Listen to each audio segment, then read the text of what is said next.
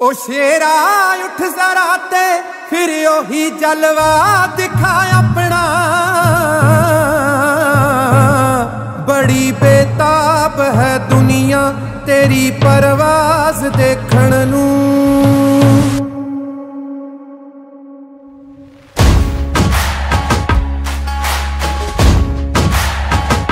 कले चे तीर देखण नू ते सिर ते ताज देखण नू।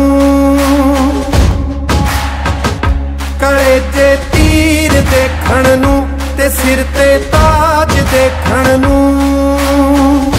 ज़माना रुक गया तेरा ओही अंदाज देखण नू।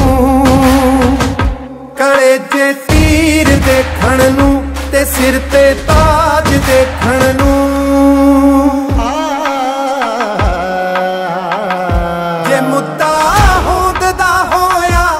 तीरा वांग टकरांगे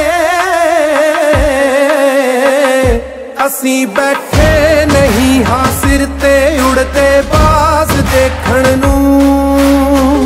ज़माना रुक गया तेरा ओही अंदाज देखण नू। ओ शेर आदरणीय तेजस संदीप कदम यांचं या वर्षी साठी असणारे त्यांचं नियुक्ती झालेली आहे। सर्व गावकऱ्यांना गौरव आणि आनंदाची बातमी या ठिकाणी आपल्याला आहे की आपल्या गावचे भूमिपुत्र इतक्या शैक्षणिक क्षेत्रामध्ये अग्रेसर आहेत। त्याबद्दल त्यांचं आम्हालाही फार कौतुक मोठं करायचं होतं, पण आमचे स्नेही संतोषराव देशमुख यांनी मला कळवलं नाही की आपल्याला सत्काराचा कार्यक्रम आयोजित करायचा आहे।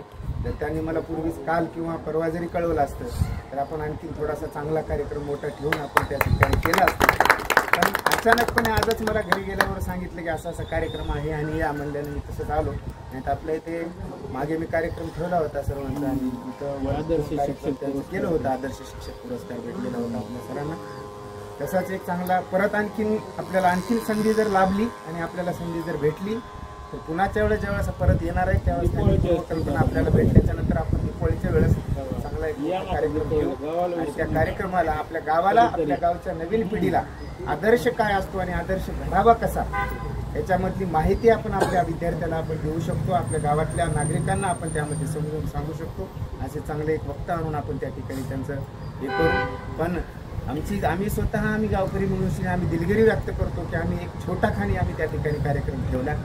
मोठा कार्यक्रम आम्ही दिवाळीला नक्की ठेवू सर, आम्हाला संधी द्या आणि त्या संधीचं आम्ही सोनं करून दाखवू हे नक्की आहे। त्याबद्दल सर्व तुमची दिलगिरी व्यक्त करून सत्कारासाठी कोणी नाही सर्व गावकरी मंडळींना विनंती आहे की त्यांनी सर्वांनी मिळून डॉक्टर साहेबांचा सत्कार करावा।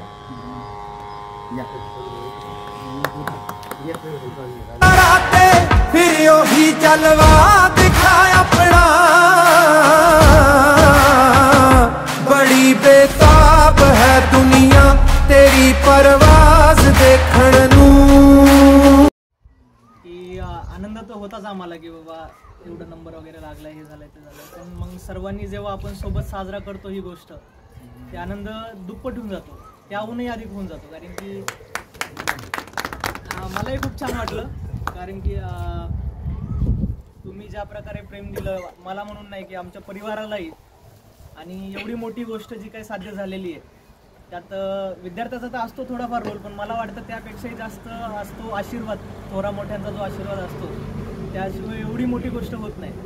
मलाही अपेक्षित नव्हतं पेपर देताना की 211 वगैरे ऑल इंडिया रँक येईल तसं होईल, पण मग या गोष्टी असतं ना आपल्या अपेक्षा पलीकडे काही गोष्टी व्हायला लागतात, आपल्या विचारांच्या पलीकडे काही गोष्टी होतात, तर त्या फक्त मेहनतीवर होत नाहीत। मेहनतीपर्यंत आपण एका लेवलपर्यंत जाऊ शकतो, पण जे आपण लक म्हणतो तर ते लक बनतं कशावरून, तर मला वाटते म्हणतात पूर्वजांची पुण्य असेल, आईवडिलांची पुण्य असेल आणि थोरा मोठ्यांचा जो आशीर्वाद असतो, तर त्यावरून विचारांच्या पलीकडे गोष्टी व्हायला लागतात, जे आपण विचारही करू शकत नाही की आपण हे हासिल करू। जेव्हा मी 11वी-12वीत होतो तेव्हाही मी कधी विचार केला नव्हता की बाबा असं MBBS होईल किंवा MD नंतर पूर्ण होईल, पण या गोष्टी होत जातात, आपण प्रयत्न करतो। पण मग यश जे असतं म्हणतात ना, प्रत्येकाला खूप जण मेहनत करतात, लाखो 20-30 लाख मुलं बसतात नीटमध्ये, मेहनत प्रत्येकाची असते, पण मग ह्या ज्या दुसऱ्या गोष्टी असतात यांचाही खूप मोठा रोल असतो। तर ह्या सत्कार केल्याबद्दल तुम्ही म्हणलात लहान वगैरे तसं काही नाहीये, सत्कार असतो, जे मनापासून केला ते सगळीच गोष्ट मोठी असते. तर त्याबद्दल खूप खूप आभार तुमच्या सर्वांचे. बस एवढंच.